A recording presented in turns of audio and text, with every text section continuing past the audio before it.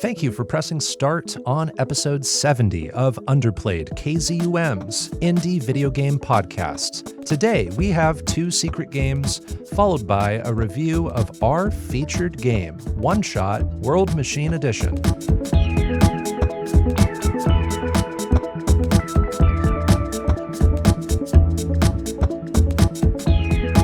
Here on Underplayed, we review indie games of all kinds, the games with small budgets but big hearts, the lesser-known experiences with imaginative ideas. I'm Bo Po, but it's not only me. There's a guy with a flow who's on a journey. So won't you put your hands together, please, for the Zeo Drifter, the indie game sifter, the curse kraken, Mr. DiscoCola. What is going on? You know, things seem pretty dark and gloomy, but I've been trying to look on the bright side. How are you today? Oh my gosh. DiscoCola? Is that you? You can hear me? Oh, I wish I had my mom's pancakes, but I'm doing just fine. Those are references to our featured game, OneShot World Machine Edition. This is a game that is sort of a new iteration of a game that came out in 2016, which itself is an expansion or something, another iteration of a freeware game that came out in 2014. Oh, is that right? Yeah, oh so where we are today with this 2022 game has been quite the journey on their end, and now we're reviewing this basically like the console version, yeah, but you can also play it on like, PC. What did they call it? TV edition for Kentucky Road Zero. Yeah, or like Doki Doki Literature Club had, probably its console a better version. analog there. Yeah, that'll be our featured game later in the episode. Here at the top, we want to talk about a couple of collaborations that we've been fortunate enough to do with other content creators. It feels like there's this really cool connected web of content creators when it comes to indie games. Yeah, and we're getting more of those. We're getting deeper into the center of the web, so it's feeling pretty good. It's been a pleasure to get to know more and more people the past several months, and we want to talk about some appearances that we have elsewhere on other shows. Do you want to talk about side quests? Yeah, sure. So side quests is part of the Fun and Games podcast. And it's a cool little podcast where other creators or other fans, maybe developers even, I haven't looked at the whole catalog, but at least creators will go on and they'll just talk about a game that they love for like 10 to 20 minutes. And both of us were featured on our own individual side quest. Yeah. So I did an episode on Hyperlight Drifter. And Bopo, you did yours on Animal Well. That's right. Yeah. So 2 games that we love. And by the time this episode is out, both of ours should be out. And my episode is side quest number 353. Disco's is side quest number 355. Yeah, pretty close together. Yeah, there's a buffer in there. I think it was 9 Souls. 9 Souls, the yep. buffer. I haven't listened to that one yet. I'm but really excited for that game. Yeah. Very strong chance we play that next season. I'm looking forward to that possibility. So I have a list of games from 2024 I still need to play. And a while ago, I actually ranked it by excitement level. Oh, cool. And I've slowly not in order, but I've slowly picked apart the list. I've sometimes checked you just off have a game here and there. You have to pick a 12, but it's a 12 because it's only 2 hours, and that's why you're picking exactly. it off. Yeah. I pick them sometimes out of order because of length or convenience. But right now, 9 Souls is my number 1 is that spot. right? And I've seen a lot of people this last year saying 9 Souls is the game everybody should be playing and not everybody is playing it. And I'm mad about it. That's the sentiment that I'm seeing. It's hard for me because I know for a fact that it's getting a physical. And so it's just okay, it was announced. How long do I wait? Yeah, it's coming from Fangamer. And right now I don't think it's up for order yet, but it's got to be in the next 6 months. It says right? coming in 2025. Okay. So hopefully it arrives in time for season 8, and then maybe that will influence us to pick it. Yeah. Looking forward to that. So yeah, again, check out side quests from the Fun and Games crew. And we want to thank Matt. They invited us to record an episode apiece, and we're really appreciative for that. Next, I just want to talk about Indie Impressions. This is a special podcast feature that you can catch sometimes on the pre-order bonus feed. The pre-order bonus podcast is hosted by Cameron and Jake, and our friend Jake has asked me to appear on Indie Impressions, where Jake has a guest on sometimes, and he and the guest pick an indie game to talk about. And the game that he and I chose is actually Grun, which I reviewed earlier this season. I was really passionate about Grun when I reviewed it on Underplayed a few episodes back. But when you sit down with someone else who's played the game and they've played it very fresh and they have a new perspective on it from you, it allows you to talk about new things than maybe when you're doing a solo review on Underplayed. So we ended up talking about this game for almost 2 hours. Oh my God. Including the spoiler section where we talk about solutions to puzzles and things. But there's a good, I don't know, over an hour where we're just talking about what's magical about Grun. And we break it down into the story, the gameplay design, and other categories of the conversation. So please listen to that. You can look that up by looking up the pre-order bonus podcast. It should be on that feed. You can also look up the words Indie Impressions, Grun, Grunn, and it should come up. Oh, man. And I think we'll put links to these things in the show notes. Cool. Yeah. So, yeah. I bet that sounds great. I listened to the Indie Impressions episode with Specific Egg and the one with Cater Blossom, and I think he does a great job over there. So I'm really excited to hear what he sounds like when he's talking to my best friend. So that's going to be super awesome. And he told me he wants to do an episode with you eventually. So look forward to that in the future. You know, by the time this episode is out, we'll be even closer to that future. So I don't know what game y'all will end up talking about, but I think he's down to pretty much play any indie game. So it might be your pick. It might just be your free pick to play whatever. So yeah, Jake's awesome. Thank you, Jake, for that as well. We also want to announce that on the next episode of our podcast, we will have a special guest, another developer guest like we had with Noah Lone earlier this season. We will have Oscar Losada Suarez from Triband, the developer of games like What the Golf and What the Car.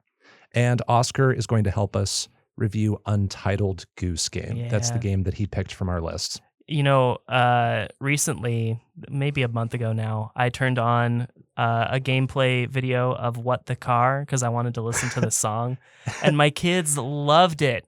Nice. So like for a week straight, every day when I come home from work, they're like, let's watch The Car. And amazing. So that's what we did. Amazing. I think that's a testament to how ingrained that song is in the game, where you don't look up the song, you look up a gameplay video to listen to the soundtrack of the game, because it's in like every level pretty much. I think that's funny. So yeah, it's going to be another special guest episode, and just different in that we get to interview a game developer about where they are now and what got them there, and his expertise in comedic games, I think, will add a lot to the Untitled Goose Game review. Absolutely. Yeah, so please look out for that. If you're listening to our episodes as they're coming out, that will be 2 weeks from when this episode is out, so very close. Now, before we move on to Secret Games, you might be listening to Underplayed right now, and you might be really digging it, and we really thank you for listening. If you haven't already, please consider giving us a follow and a 5-star rating on Spotify and Apple Podcasts. You might be listening on Spotify, and it might just be a click away, and we would really appreciate that because it shows how we're growing. It shows that we're reaching more people, and if you have a friend who likes indie games, we'd love if you'd maybe consider sharing our podcast with them as well. It is time now for our next segment, Secret Games. Secret Games. Secret Games. Secret Games. Secret Games. In Secret Games, we each review a game we've been playing in secret since our last episode. We don't talk about what we're picking in advance. So our reactions to each other's picks are going to be completely authentic. DiscoCola momentarily will say what game he's been playing. I have no idea what he's going to say. It's very exciting for me in this moment. We can choose to play any game as long as it's an indie game we haven't reviewed before. So, starting with you, DiscoCola, let the mystery be no more. Reveal your secret game for episode 70 of Underplayed. My secret game this episode comes from Dreams Uncorporated, and I'm going to say sick, but it's SYCK. And I know you know this game. My secret game is Cris Tales. If you saw what was, what is, and what would be, if you knew how it ends, would you change it?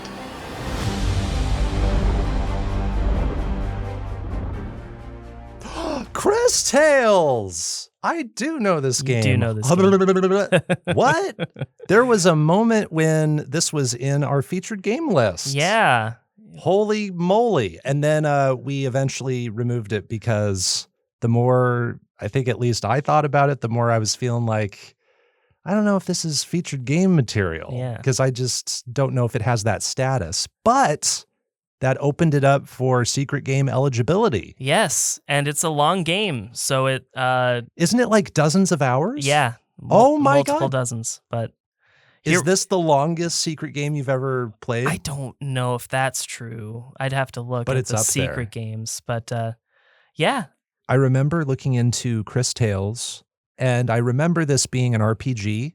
I remember it being long, Yeah. and I remember it having a very strong time element, Oh, yeah. story-wise Mhm. and setting-wise, right? But Yes. that's really all I know about it. Okay. Perfect. Well, I'm gonna school you a bit on Cris Tales and tell you whether I liked it or not. School me. I'm gonna school you. School me on Cris Tales. All right.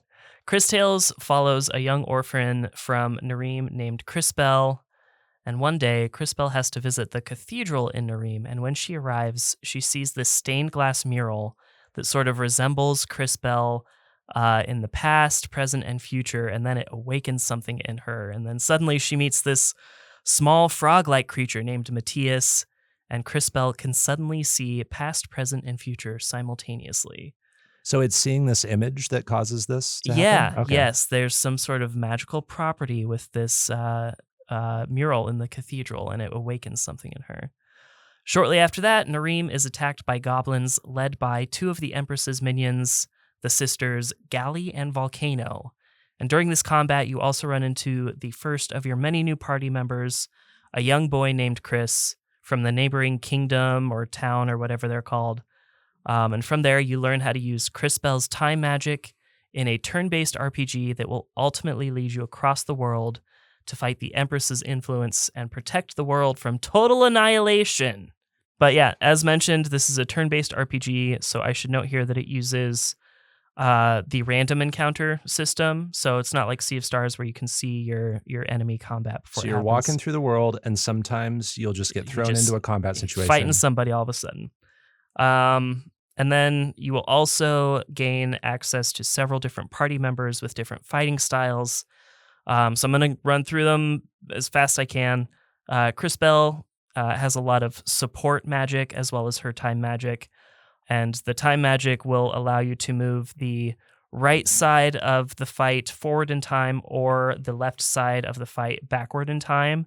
And this sort of allows you to manipulate the age of your enemies to potentially make the fight easier. You can make them olds? You can make them olds or you can make them babes. And, No way. Yeah. So it's, Okay. making them babes isn't necessarily always better than like the present day, the middle age Sure. self. Like sometimes the young ones are much more full of vitality. I imagine some enemies might have different lifespans depending Mhm. on the species, maybe? Or Yeah, is that something? you never outright kill anybody just by moving them forward in time. Got it. Yeah. Okay. But time does work together with other systems to change the fight too. So Cris, as we mentioned earlier, he has elemental magic, which is super beneficial as most enemies have an elemental weakness. And then you can use this in conjunction with time magic. So if your enemy has a lot of armor on and you use the water magic on them, if you move that side of the fight forward in time, their armor is rusted now. Okay. So you can manipulate elemental Nice. magic with time magic. Another character is Wilhelm. He is an elder time mage stuck in the body of a young boy who uses, quote, natural magic. And natural magic takes the form of these little sprout guys called euchondra, and they're kind of treated like grenades or time bombs. So when you pair the time bomb function of the euchondra with Cris Bell's time magic, you can yield some great results. So like if you plant a euchondra next to your enemies, if you don't manipulate time, it takes a couple turns before it like Gotcha. explodes or whatever. Gotcha. But if you move time forward, next turn, instant. Quick question. The second character you mentioned, what was their name? Cris. Okay. I just wanted to make sure. There is Cris Bell and Cris. Got it. Yep. Okay. There is one passing line about that in the whole game. Oh, really? Yeah. So it does acknowledge it. It does acknowledge, Okay. yeah. Another character is JKR 721. He's kind of an android of sorts. He doesn't use any magic, but instead he has highly offensive moves that will cause him to overheat. And if your overheat gauge gets full, you will cause splash damage to yourself and the characters around you. So that includes your own party if you happen to be next to your own party when you overheat. Okay. Yeah. And then the last non-spoiler character is a young woman named Zaz. She kind of just shows up randomly out of nowhere, kind of, and her move pool is equally quirky and random. Most of her thing is based off of roulette wheels, so she has access to elemental magic and healing magic and other kinds of attacks, but it's kind of random and it's pretty hard to get exactly what you need using her in battle. And then, of course, along the way, you meet several NPCs of varying significance. Many will play some role in the main quest or certain side quests. And these are usually fetch quests that will demand you use your time magic in the overworld to maybe manipulate environments or to hear conversations from a different period of time. And your ending can change depending on how many of these side quests you decide to do. Oh, cool. And that covers pretty much everything apart from the obvious like equipment and items that every RPG has. So we've known about this game for a while, and how does it shake out? Can I make a guess? Yeah. Now, I can't prove this, but my guess would be that in the end, if we were to both play this game, you would like it more than me. That is a good take. Yes. Okay. Yeah. After now playing this game for dozens of hours, you have that belief. Yes, Okay. I do. Yep. All right. But I'm going to tell you what I like and what I don't so that you can be the judge for yourself. Okay. First and foremost, and I think this is very obvious and probably the draw for everybody, the art style in this game is immaculate. I think these hand-drawn characters are beautiful. I think they have incredible color choice. I think all the character and enemy designs are really solid all throughout. And even just like the stylized foregrounds and backgrounds are really cool. Sometimes it kind of looks like a piece of a quilt with patches on it, but it's actually a forest floor. I think that's really cool. fun. I really love the art direction in this game. And you see mixtures of the different time periods in this trailer. So I'm seeing like the past and the future, or, you know, the present and the past. And it's very clear about what's being shown to you. Yeah. There's no question about what's what Yeah. after a certain point, I imagine. Yeah. So it's very just solid art direction all the way through. Another thing is that this game is almost fully voice acted, and all of the main characters at least really nail it. This game features Kira Buckland as Cris Bell. She's an actress that we mentioned back in the River City Girls episode. I remember that, yeah. This game also has two of the main actors from The Amazing Digital Circus.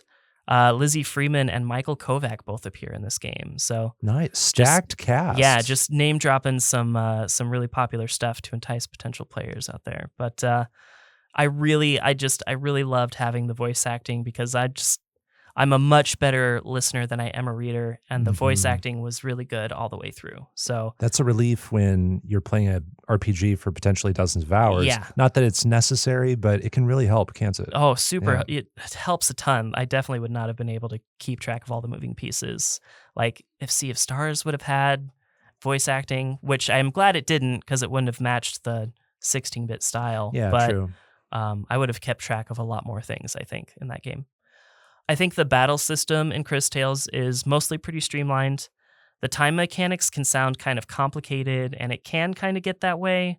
But I think the game does a pretty good job of balancing hand-holding and then good UI design to more quickly get you to grips with like elemental magic, time magic, and how all the other mechanics sort of work off each other, as well as using the different physical attacks and magic attacks. So I think it does a good job of helping you understand the battle system as soon as it can with the complicated, systems at its core. Does that make sense? Yeah. I'm curious about how often you're wondering whether a combination of powers works and how often you're experimenting. So most of the experimentation is front-loaded because that's when it's teaching you about elemental magic and the Euchondra. But like once you understand how those systems work, when you encounter elemental magic in a different character, the principle is the same. So that experimentation happens pretty early on. Gotcha. So it's not like I love the example you gave of the rusting. Yeah. Because that seems like something that could either be really quickly taught or very easily inferred based on two different powers that the game throws at you. I think the last thing that really allows for experimentation is JKR's overheating, but that's a pretty simple, like, sometimes I can sort of suicide bomb and just do some splash damage to everybody. Yeah, sometimes you need to do that, I imagine. It's a pretty straightforward kind of a thing. There's not much experimentation to it. There is one spoiler character that has a new mechanic. I won't go into it because I don't want to spoil who that character is, but okay. Generally, I really like all of the characters and the team as a whole, collective team. The only character I'm not really in love with is Wilhelm, who is kind of just a little too crotchety or maybe kind of rude. Sometimes he's kind of a bully, specifically to Cris. So I don't always love him at all times. I like the way the story unfolds and it builds into something bigger. All the smaller conflicts look a little bit different from kingdom to kingdom, but they're all a piece of the same big puzzle, and it makes the whole world feel that much more connected. Additionally, I love seeing how our actions in the side quests affect the present and the future. It's a little simple in practice, like when our actions change the future, the animation for it can be like sudden and jarring, but I like seeing someone's life change because we were able to support their music career in a small way in the present. So seeing how that actually changes the future and maybe even the character's design, that's really cool. That's great that it all feels connected. Yeah. I think the music's all really good. It can get a little repetitive. This is a long game with a lot of starting and stopping, but none of the songs were bad. And like any RPG, the battle music really needs to nail it. And I think they nailed it here. Nice. So very solid battle music. It's going to be the most important thing in a game like this. Exactly. I don't know if it doesn't hit quite that hard, but it's very good. Cool. However, no RPG is perfect, especially for DiscoCola, so I do have complaints. Obvious one, game length. That being said, I really didn't feel the time dragging until maybe the last fifth of the game. Okay. Like, how many hours did you play? Probably like 42. Oh, wow. Yeah, and some of that's like completion stuff too. Okay. But probably about 42, and it wasn't until like the last fifth of the game where I was like, let's just kind of get this going. But I had a really solid time for most of the game. And I even played this instead of starting OneShot a few times. So this is kind of an underhanded, praise for the game here. But obviously, if I have my choice, I don't play games longer than 20 hours. Yeah, totally. So, I think you're definitely not alone, and I'm in that boat too. Yeah. I love a short game. And even if I know I'm going to love a game, it really takes me a lot of motivation and a lot of like preparation mentally. Yes, so much emotional prep. Okay, I have to make sure none of the other games that I have to play coming up conflict with this. I just have to buckle down. And I feel that way about starting TV series. Oh, I feel that way about reading longer books and graphic novels and things. Yeah, totally. So, same deal there. Another complaint I have is that I think the game construction itself is a little shaky. I had multiple instances of elements not loading.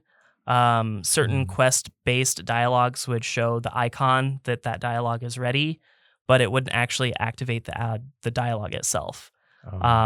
Usually I could fix that by leaving the area and coming back. In one case, I had to shut off the game and turn it back on, but that happened a few times, and other things will just occasionally not load correctly. This game has the action input for attacks and for defense, just like Sea of Stars and Bug Fables and Paper Mario games.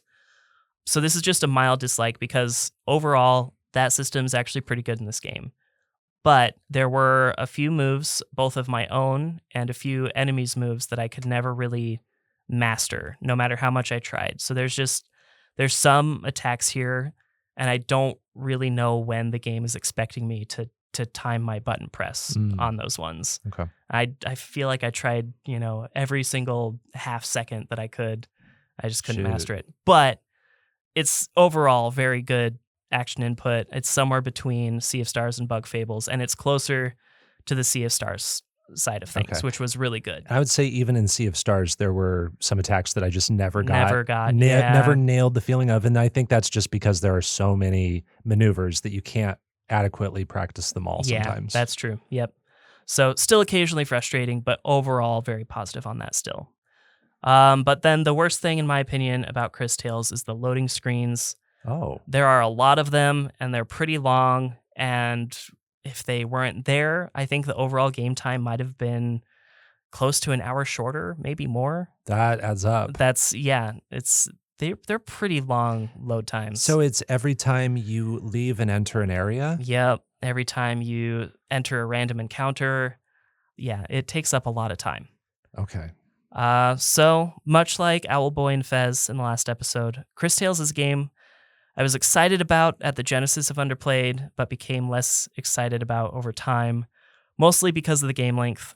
But the game surprised me and ended up being something that I really liked in the end. Every aspect of the game kept me engaged. The characters, the art, the story, and even the turn-based combat. I do wish it was shorter, but I don't regret my time with Cris Tales. It even invaded my dreams a time or two. And I even managed to get all of the trophies at this point except for one. I have read some of the more negative reviews online, and generally reception of this game is mixed. I do get where those reviews are coming from, but apart from the long loading screens, the issues in those reviews don't matter to me so much. One of my surprises for the season will likely be how much I ended up enjoying this game. Whoa. I give Cris Tales an 8.5 out of 10. Oh, amazing. Wow. Honestly, this is a surprise in multiple ways. I wasn't expecting you to pick this game anytime soon. I had a feeling you would pick it someday, and I'm really glad you did, and I'm glad that it ended up hitting mostly for you. One thing that I like hearing about is, your passionate words for this game. I thought you explained what's going on here beautifully. Another way we can get an idea for someone's experience with the game is hearing about their journey with the game and what the experience was like just starting the game on a timeline level. So when did you start playing this 42-ish or whatever it was hour experience? About when in the year did you begin playing this? And then what were the lengths of some of these play sessions? Well, let me tell you, I guess I started this pretty early in this timeline. The exact date is December 20th. Okay. And so I've been chipping away at it for a month, I would say. Yeah. But we've been lucky in the way our recordings have lined up that I've kind of had that time to work on it. The only thing I think I tabbed in here in between is some Casey's mod, but otherwise it's been pretty much all Cris Tales until I got to OneShot. Wow. So you were dedicated to it. You were loyal to this game. I guess I did play some #Blood because that's what I've been streaming lately. Yes. But I've caught a few moments of that, and that's been very fun too. But otherwise, all Cris Tales. Amazing. I didn't know this was coming. This was not my radar. That's really cool. You mentioned all those different party members. I imagine it's like another RPG like Sea of Stars where you can swap them out. You can. I'm glad you mentioned this because there is something that some RPGs do, and I hate it. but I also understand why, at least in this case, they do it. Some RPGs have the main character quotes. So Sure. Cris Bell cannot be swapped out. Yeah. Oh, got it. She Yeah. is always in the party. That makes You know, sense. I have a Digimon game that does that. The Digimon game doesn't need to do that, but it makes sense in Cris Tales. Otherwise, you can swap them out. You can't do it during battle. Oh, okay. So you have to do it in between battles. That makes but sense. Yeah. Yeah, that makes sense. Sea of Stars, in retrospect, was very interesting in that our two main characters, like the Solstice Warriors, You didn't have to play with them if you didn't want to. You could, at a certain point, you could just leave them out of the party mix for most of the game. Yeah. I didn't even ever really think about that. But okay. And so how often were you doing that switching? And how often were you kind of looking at the team and going, you know what, I need to try this new thing, or this person isn't really working for me? So for the most part, I kept Cris and Cris Bell together for the whole game because Cris has access to not all of the different elemental magic, but most of the different elements. And that was, in my opinion, the most useful tool to use was elemental magic. Early on, Wilhelm has the ability to scan enemies, which will tell you their elemental weakness. And if you scan them at their different ages, you understand like what their stats are at different ages and what their HP is at different ages. So I was trying to store as much of that data as I could. Eventually, characters that you get later also have access to that, and I would switch Wilhelm out because his attack power is incredibly low, and apart from scanning and poisoning enemies, I didn't find him to be especially useful. Got it. Okay. So Doing a fair eventually, mix of it. yeah, it was Cris Bell, Cris, and then someone else. Okay, cool. Yeah, that pairing does make sense the more you talk about that. That's great, dude. Well, thank you for playing such a long game for your secret game slot. And I love that you loved it. Yeah. That's such a relief, honestly. Me too. To play a 40+ hour game and then to like really not jive with it would be a bummer, but let's go. 8.5 score and very positive comments. Where can you play Cris Tales? Cris Tales can be played on PlayStation 5, Nintendo Switch, Xbox Series X and S, it looks like, Windows, Xbox One, and I played the physical copy for PS4. Okay, it is on PS4 Yep. too. Okay, got it. And if I may, you had mentioned that you don't think you would probably like this as much as I do. I think that's true, and I'll tell you a couple reasons why. I really liked the story, but I think you may end up finding it a little bit shallow. I think it is a little bit shallow, and I know that story is a much bigger driver for you than it is for me. I still found this enjoyable, even with time mechanics, which, as you know, is something that I don't usually like. Sometimes you can get the vibe of a world and the vibe of a story through what you see, and you can sort of imagine stories for these people and places. Yeah. And I'm not as good with that, but I could see that being a potential here. Yeah. Where you live with these characters. You might not get a lot of depth, but spending that time is special. Yeah, I think the characters have depth, but the story itself is pretty like, it doesn't go too far in any direction. Okay. And it does sound like the stakes are similar to many other games that we've played. So it's probably treading some familiar ground. Yep. Okay. So I think it would not be worth the time investment for you. Okay. But Well, I'm glad you played it then. And I think you're right. Based on what you've now further explained to me, that does make sense. Yeah. And I agree. Cool. Well, it is time for my secret game. My secret game is one that I thought would be the longest game talked about on today's episode, but it's not. Gotch. I guess so, because I spent about 17 hours Ooh, that is a pretty long with one this for game, us. which is one of my longer secret games. Not 42 hours long, but 17 hours is quite a long time. My secret game is called Fruitbus. To be the owner of your very own Fruitbus. Exploring the world with the wind in your whiskers. Discovering new ingredients and flavors to make the best dishes ever.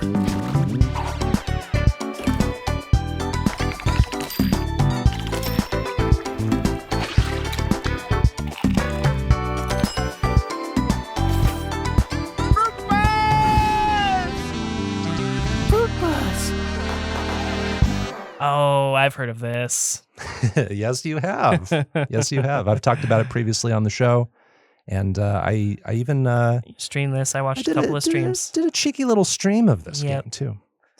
So Fruitbus is a 2024 cooking simulation adventure game. It was developed and published by Krillbyte Studio. The game synopsis from the Steam storefront reads, quote, "A journey of flavors and friendships awaits you in your cozy, customizable food truck. Forage for fresh ingredients to create your own menu, then feed tummies and souls with home-cooked meals. Change the world one apple at a time," end quote.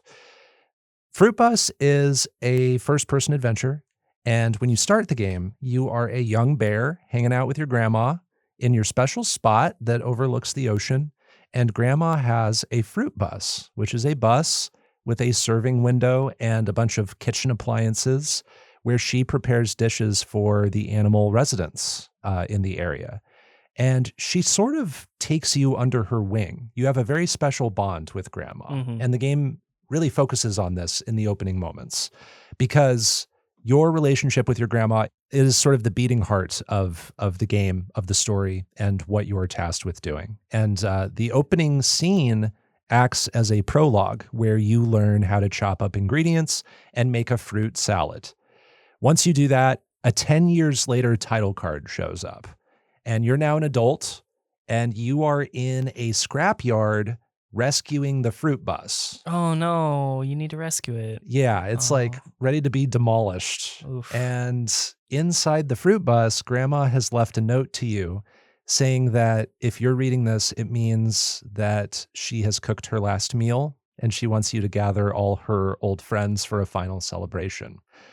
And so you take the fruit bus and you head to a ferry so you can go to the first location of the game. And that's where you see your mom, who had a complicated relationship with grandma, and she wants to sell her childhood cabin that belonged to grandma instead of going to the feast.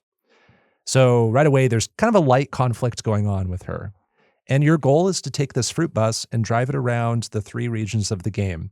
There's, now, I don't know exactly how to say this. It's like Bahamas, but with banana in it. Okay. Or maybe it's like Panama, but with banana in it. It's Banamas or Banamas. Okay. I don't know how to say it exactly, but Banamas, there's Breezy Bay and Frosty Pines. And they act like islands, basically. Mhm. Three regions of this world. And in each one, you're doing tasks and errands for people to convince them to come to the final celebration of life for your grandma. And now, as I was gathering my thoughts for this episode, something struck me that I didn't quite realize as I was playing. And it's that it's kind of odd that this game is setting up this transactional thing for getting people to attend your grandma's celebration of life. Oh yeah. I didn't even realize it in the moment, but you really get the sense that these people you're interacting with have busy lives, or they maybe have a lot on their minds. You know, there's a hotel manager who seems like he's really stressed out. There's a DJ fixing up all the radio towers in the region.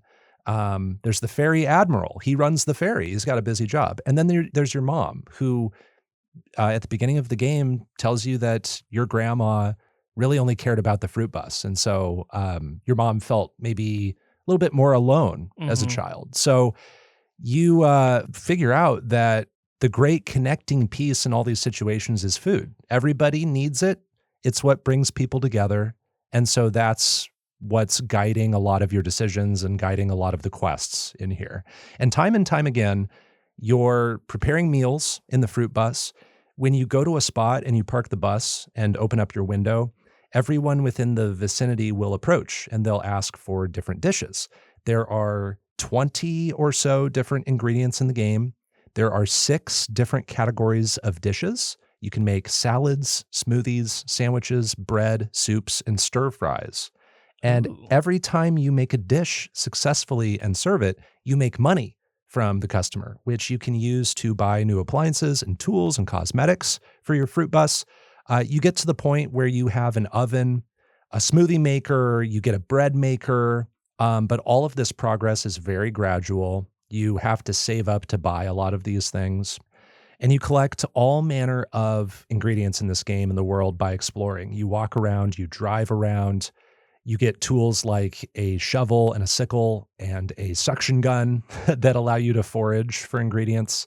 And this game is quite large. It sort of feels like Bug Snacks meets Slime Rancher meets Galaxy Burger, is what I would say. Yeah, those are all. I was trying to remember, like, there's a game I played where we follow like someone else's notes, like we're being guided by someone that's not there. It was Slime Rancher. That's what I was Slime thinking Rancher, of. okay. And Bug Snacks was like, is it Bug Snacks? And you kind of a little bit, but Yeah, and you kind of noticed some of these things when you saw me stream it that one time. Yep. And then Galaxy Burger, we get a recipe book that has instructions on how to make certain kinds of burgers, but then sometimes someone just has a custom order.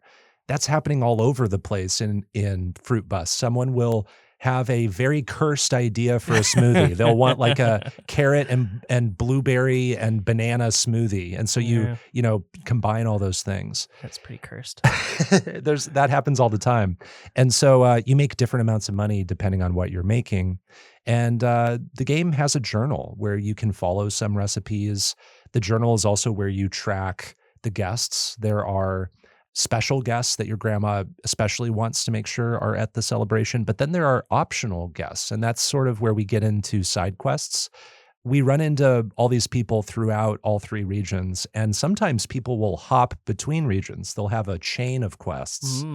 And like the radio DJ, for instance, has a radio tower in all three regions, and we need to help them collect pieces to the control boxes to repair the radio towers. So you're helping a lot of people, you're driving around a lot, you're doing this loop of making food, exploring, gathering ingredients, completing quests. And here's what I liked about Fruitbus. I absolutely love the world of this game. It is a sunshiny, happy, wholesome place that makes me feel very good. There's great diversity in locales. You know, you start in Banamas and you go to Breezy Bay. And after being in sort of the tropical vacation-y spot of Banamas, Breezy Bay feels touristy in its own way. You see more autumnal landscapes. You see European-style ruins and villas. The characters that you meet are full of emotion. When you talk to characters in this game and when you make them food, they animate in such a fun, like stop-motion style. Yeah, it's so cute. Yeah, there are less frames to their movement, but it adds a cuteness. It adds a joyous charm to their personalities, I think. And I think this game is an explorer's dream. You have so much to see and do. And I think this kind of feels like 3 games in one in a way. You know, I spent around 17 hours total to find everyone, do all the quests. And it's almost like Banamas is the base game, and then Breezy Bay is like DLC number 1, and then Frosty Pines is the second DLC. But it's all just part of the base game, and I could see them expanding this game too. I could see them adding more regions or more ingredients, more quests, things like that. There's this constant progression that you have of money making and quest completion and exploration as well. And that's what kept me wanting to play this game. When I sat down to play this game, I would just sit there and play it for hours and hours and hours because I felt that constant progress. I love the loop of this game. I love upgrading my bus after making money, after I've figured out how to make that meal, after I've found the place where I find the ingredients for that meal. It's a great sort of learning experience all the way through. You are never in a dull spot because you're making salads all day long. You know, you make salads a lot at first, but then you have to make smoothies. That's different. You need to find cups. Where do I get cups? So it feels like there's always something fresh to work on. And this game lets you feel like you're a hoarder too. You can keep our favorite. I bet you love, if there is an ingredient to collect to make a recipe, I bet you like just farming that ingredient over and over so that you're just sort of always prepared. Yeah. I was trying to be as prepared as possible. I would go into the grove that it's the only place in the game that offers pineapples, for instance. And I would get all the pineapples and then maybe do a quest so that I elapsed time. After a few in-game days, those pineapples grow back and I go back and I make sure I stock up on those. So I was doing that a lot in this game. And I got to the point where my bus inside was full of these baskets that I bought from the store. And in each basket, there's an ingredient. And I had everything super organized so that I knew at a glance how many cucumbers I had, how many potatoes I had, how many apples I have. And my bus just kept getting fuller and fuller with more and more cramped too, I'm cramped. sure. Yeah. So it might sound like things get disorganized, but I really took my time to figure out the right layout for things. So I never felt like things were chaotic too, Oh, okay. which is good. Never got as bad as Wilmot's warehouse or anything. No, this is not a Wilmot like. Yeah, it was actually really manageable. Now, you'll see lots of decorations and things, and you might not be able to put all of them in and on your bus. But that made the items that I was choosing a little bit more special for me. And then along this point, I'm hoarding lots of ingredients. I'm always prepared to make almost anything in this game. And you can freely place items anywhere in the bus. When you collect things in this game, you can place them in baskets and they will just stay there. And I had at times dozens, hundreds of ingredients just in these baskets. And I was driving around, going up and down hills, speeding, sometimes getting my bus stuck, and I had to use the unstuck feature to reset it. And those ingredients never clipped through a wall. They never disappeared. They might jostle around a little bit, but they never rolled around and got all jumbled. I have no idea how they made this work. To make it work, it feels like they're constantly doing a magic trick to make it work. And I have no idea how you would do this. But there's also a contraption that you can set up on your wall to, if you have extra stuff laying around, you can put it in and it's like a digital storage for your stuff. And then you can retrieve that stuff. Oh. And I was doing this for decorations. Okay. You get decorations as rewards for quests sometimes, and I just wouldn't have room. And so I'd be like, well, I can't really sell this.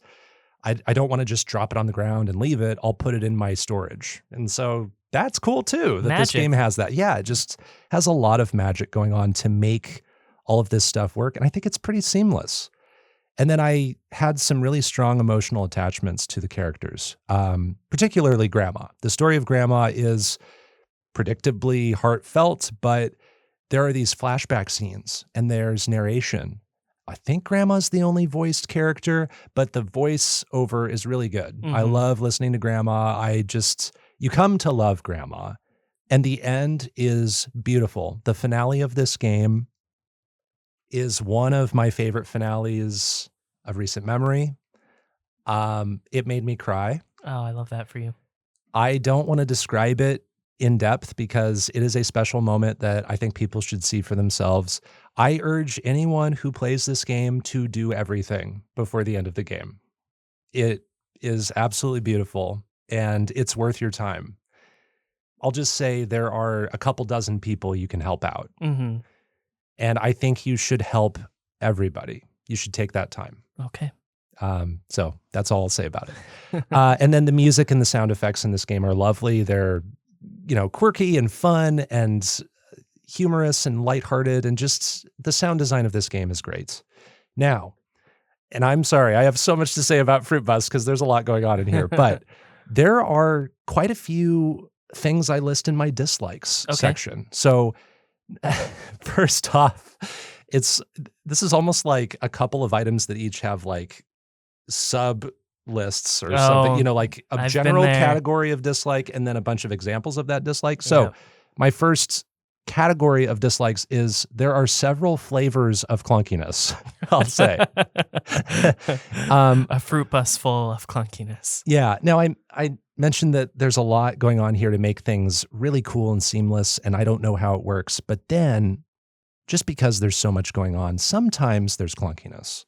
One example is that driving around in the first person feels a little chaotic. Everything is first person in this game. When you're walking around, when you're buying stuff, when you're decorating, when you're making meals, and also when you're driving. And we've talked about this in like Sayonara Wild Hearts. Yeah. Like, I don't like driving in the first person perspective. It's just Yeah, not it's something rough. I'll ever be comfortable with.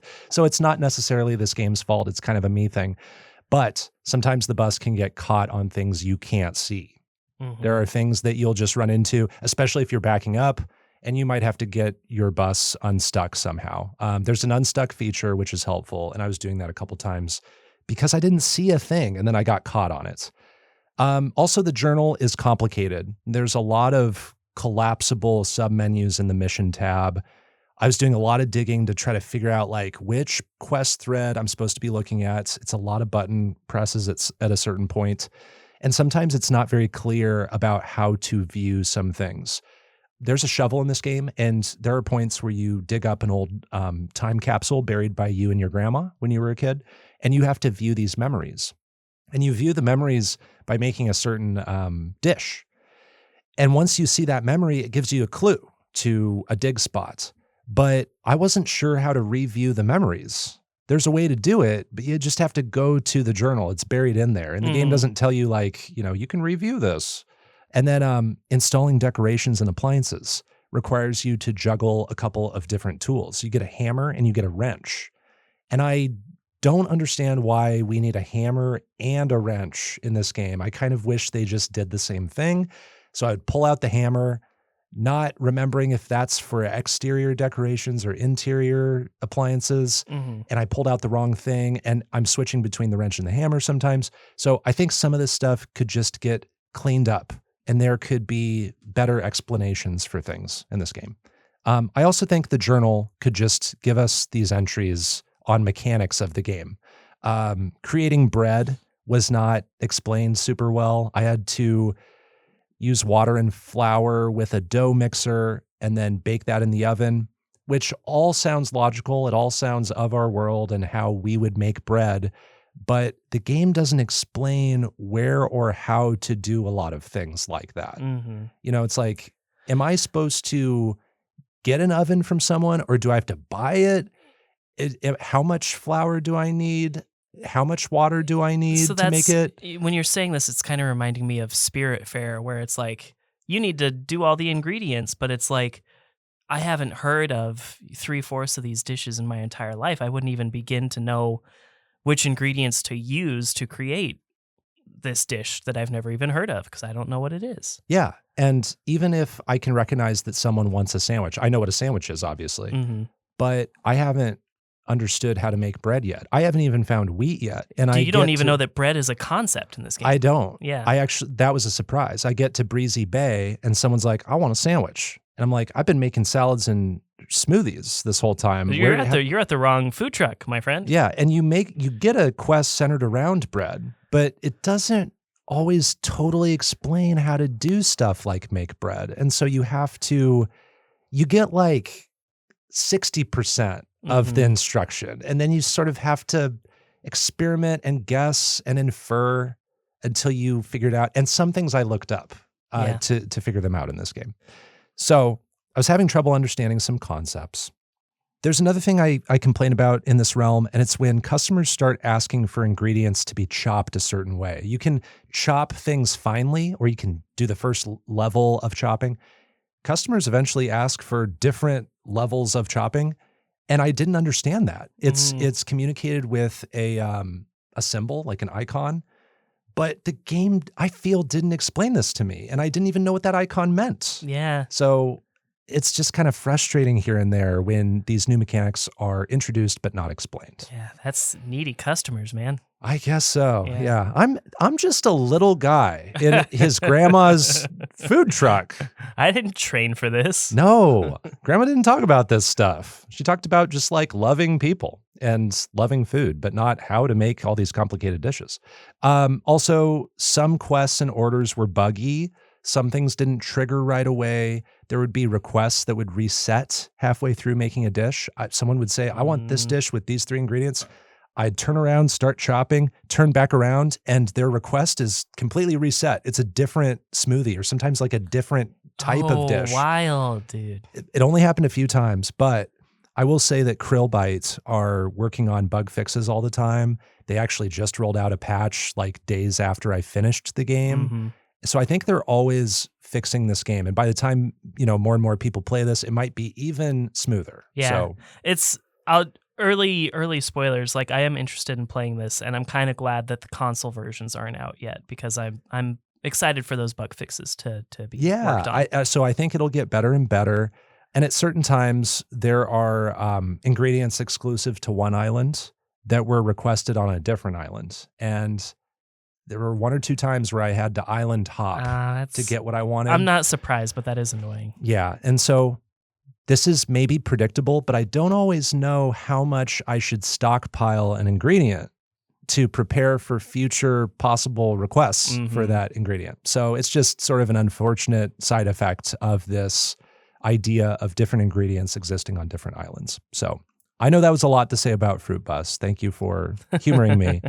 So overall, the loop of Fruitbus keeps getting more interesting the longer I play. I am in love with this world. I was taken with the themes of this game. This is a game that reminds us that, like how any good meal must eventually come to an end, so too must the time that we have with each other. And it adds up to a beautiful finale. I did find that the game was a little long for my taste, and I encountered clunkiness that I explained. So I wouldn't call this game perfect, but I do recommend Fruitbus to everybody. I'm going to give this an 8.5 out of 10. Heckers. And it's playable on PC, which is the version I played. And like DiscoCola just mentioned, it seems to be announced for consoles in 2025. And no date on that at time of recording, but I think it'll come to Switch, PS4, PS5, Xbox One, and Xbox Series X and S. That's all of them. That's all the boys. All the boys. I should have just said that. All the console boys. Yeah. Cool. One of the questions I had while you were streaming it, just because I'm always curious about this in any game where you drive, can you run over pedestrians? You know I tested this. I hope so. You know I tested this. I can't remember if I tested it on stream. You can sort of run into people and budge them, but they don't fall down. Okay. As far as I can tell. I mean, it's a wholesome game. I imagine it wouldn't be violent, but Right. I wonder. You're not like running over people. I wonder what it would do. Is what I'm curious. I think there's maybe even like a bonk sound, and you're just sort of moving them, but they don't get visibly upset. I think you're just sort of nudging It's them as along. if it's like a collision with a building or something. Yeah, a building or an object that can move. Yeah. I think your bus doesn't just stop dead cold. It does, move that person. So a person won't get you stuck necessarily. Okay. And then I guess one of the questions I always have with games that are sort of like free 3D exploration, is it possible realistically to see every inch of this island? Like, do you think there are like groves and pockets that you might not really explore because they're not on the main quest line? Sometimes games tout the fact that you can go everywhere you can see. I think for the most part, that's kind of accurate here. Not that the game is touting that, but there are maybe like mountaintops you can't get to. Mm-hmm. There's just high elevation that you can't climb on top of. You can't like Skyrim your way up mountains and get to the top of every single thing. I mentioned that the regions are pretty big. There's not like an overwhelming amount of things to see at the same time. It's a really interesting open world because everything feels like there's a great amount of distance. You can definitely explore much of that distance, but in total, there's not an overwhelming amount of places. And I think it's a really interesting balance that they've struck. But to answer your question, I think you can go most places. I never found myself going like, gosh, I wish I could go there, or the fact that I can't go there breaks the immersion. The fact that all of these are islands, too, doesn't mean that like the boundaries of the world don't make sense. Like I can't go into the ocean. Right. That's a boundary. And that's a boundary that makes sense. Right. So I think that they kind of gave themselves an advantage there making this game when Krillbite decided to make these islands. Like, hey, that's a way we can sort of very logically create boundary lines. Okay. So it kind of sounds a little bit to me like how much there might be in something like a short hike where you can go pretty much everywhere you see. There is still like a lot of it because you're in a very vertical world. Yeah. As opposed to something like Slime Rancher where there's like tons of places that you could get up to and you have the like jetpack and the mobility to try. Right. But there's invisible walls sometimes and you aren't allowed to get everywhere. But I don't remember a ton of like invisible walls or thinking like, I want to go to this whole region and then hitting an invisible wall, bonk. Mhm. And now it's like, oh, I guess that's just for show. That doesn't really happen Okay. because you're surrounded by ocean pretty Right. much. So Sometimes, to be honest, sometimes I prefer the invisible wall because it's just like the less I have to explore, sometimes the better. it's But like a relief. Like, yeah. okay, my completionist brain is happier yes, now. Okay. yeah, a little bit That like makes that. sense. Yeah, cool. Okay, so those are our secret games, Cris Tales and Fruitbus. Let's move on to our review of OneShot World Machine Edition. It is our featured game.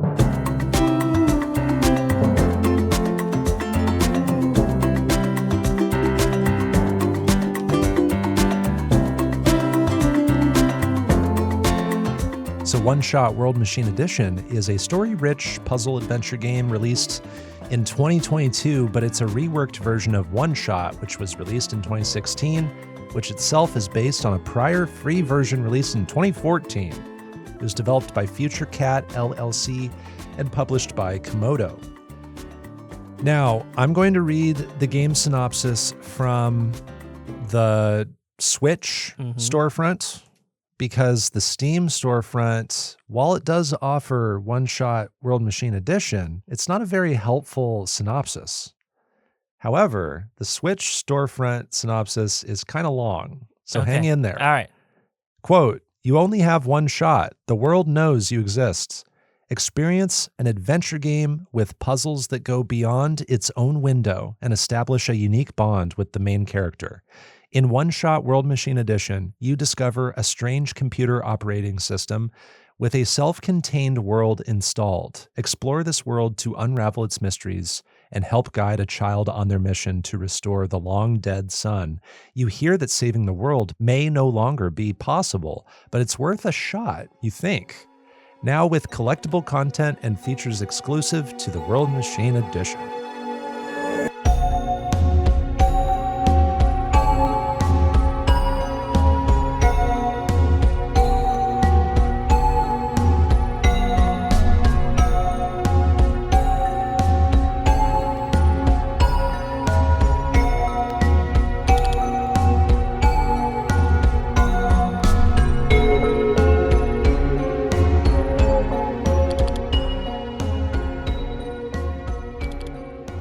So OneShot World Machine Edition is a top-down adventure game.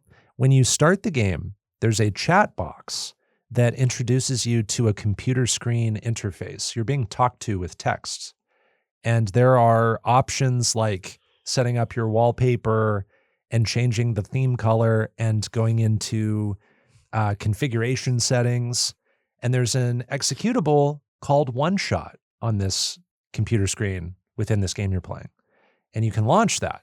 And now you are seemingly playing a game within a computer within the game. Mhm. Okay. So pretty easy to track so far. And then you are controlling Nico, who is a cat person. And Nico wakes up in a strange house in an unfamiliar world that is falling apart. And Nico can pretty soon access a computer in the house. And this is where I'd like to play a little soundbite from when I streamed this game. Okay. And this was my reaction at this precise moment. Okay. Access granted. I'm using a computer in a game on a computer in a game already. That's what's that's what's happening in this game. Okay. So I feel like that slightly confused summary sums it up really well. Green inside green. Yes. It's a callback to Cocoon. It's very soon in the game too. And this computer starts talking to you, the player. It's breaking the fourth wall. Yes. And it tells you that you need to guide Nico and that you only have one shot. And Nico finds this light bulb, which also happens to be the world's sun. So Nico steps outside this dark house into a land called the Barrens and meets ProfitBot, who foresaw Nico's arrival. And ProfitBot tells Nico that they will be the one to save the world from eternal darkness. Nico's mission then becomes to carry the sun through the three areas of the world, the Barrens, the Glen, and the Refuge, to reach a tower where they must restore the light bulb and save the world. And if the light bulb shatters, the world will end.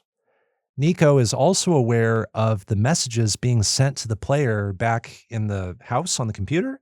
And ProfitBot is aware of the player as well and calls you the god of the world, whereas Nico is the Messiah. So then Nico can focus and make contact with you, the player, and break the fourth wall in another way where throughout the game, Nico will contact and have conversations with you where they ask you about your experiences. And your goal is to use this one shot to get to the tower with the sun and guide Nico along the way. So that's what I would say to set up the story and setting of it. Yeah. It's kind of a lot of layers folding into each other at a certain point. It's definitely different narratively than other games we've played. But how about what we do gameplay-wise, DiscoCola? Right. So OneShot's controls are pretty minimal. You walk around and interact with objects and characters. Mostly you're looking for all of the right items, though. So when you find a key item, it will be added to your inventory. And from there, you may be able to combine items in your inventory, or you may be able to equip an item, and then having that item equipped during the right interaction will trigger a story moment or a special dialogue. At certain times, you'll be able to interact with a bed. This will allow Nico to take a nap, but this is only an option after achieving certain amounts of progress and are effectively story moments. So they will close the game and trigger a cutscene. I don't know if we want to cut that, if No, that's a fine. spoiler. I but- think that's fine because this game introduces this idea of the computer interface very early. Yeah. So it's assumed that you will not only control OneShot, the game within this computer interface, but you will also be leaving this OneShot game to interact with other parts of the computer interface from time to time. I think that's fair. So I would consider that something that we do in gameplay. Additionally, there are some desktop computers that you mentioned already, and Nico can interact with those. And these can trigger story moments, but at times they'll also guide you to your next step if you're stuck. But really, that's gist of it. Most of it really is talking to the inhabitants and finding all of the right items for all the right characters at the specific times, and this will ultimately allow you to reach the tower and restore the sun. Yeah, I would say there are quite a lot of characters in this game. A lot of them are side characters and minor characters. There's sort of an ensemble of characters that you meet, and they are each particular to one of the three areas that you're going through. And certain ones carry quite a bit of weight. I'd say there's like one character or one group of characters in each zone that is like the person. Yeah, definitely. And then they sort of have a supporting cast around them or just, tertiary characters lightly connected to things. Yeah. On to some history and significance points. This game was originally released in 2014 as freeware. It was made by two people, Eliza Velasquez and Knight Margin. And then the publisher, Dejica, approached them to publish the 2016 version called OneShot. And that's the version that I think a vast majority of players have played. I think that's the one. But then the World Machine Edition is the 2022 console version, and it's also available on Steam. You might wonder, why is OneShot and OneShot World Machine Edition, why are those both on Steam? And I think one reason is that previously you couldn't play OneShot on the Steam Deck. Okay. OneShot World Machine Edition allows you to play the game on Steam Deck. So okay. Because that makes sense. And on the OneShot World Machine Edition Steam page, they're like, now you can play it on the Steam Deck. So I think that's really how they want to create that that differentiation for people who are maybe looking into getting this game. So if you want to play this purely on PC, you might want to just play OneShot. Yeah. There are differences between the console version and the original OneShot version from 2016. And we'll talk about a few of those that we know about, but just for listener awareness, We chose to play the World Machine Edition because it is the newest version. It's on console, which is an easier method for us to both play. So know that going in. And also, the original game was made in RPG Maker, but World Machine Edition was rebuilt with a new engine from scratch, which is interesting. So DiscoCola, what are your thoughts on OneShot World Machine Edition? All right. Well, overall, it's a bit hard for me to pick out specific likes. This game's kind of like that saying, greater than the sum of its parts, you know? Yeah.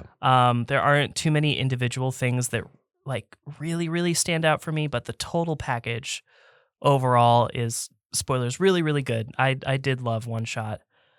I think if I were to pick out a few things, though, I think the pixel art for the large gallery images is really beautiful, whereas on the flip side, I don't super love the smaller top-down overworld sprites, but more on that later. But I think like the cutscene art is really attractive. Oh, yeah, there's a lot of that. And it reminds me of the wallpaper art, too, that you get to interact with. Yeah, so I think in general, like the art direction is really solid. I like the variety in character designs. We've got a cat child in Nico. We've got some bird friends. We've got robots, and we've got different kinds of robots. We have children, just like normal human-ish children. We've got characters with objects for heads. Yes, we do. Oh, yeah. It's sort of like this random, wild variety of character design tropes, but they all somehow sort of appropriately fit together in this world. Yeah, it's like someone's sketchbook of doodles all coming together. Yeah, no one seems like too crazy out of place. I think the stakes in this game are high, but the pressure is low. So Interesting. You can approach this game at your own pace without consequence, but it never really feels like the stakes are low. Like, explain that.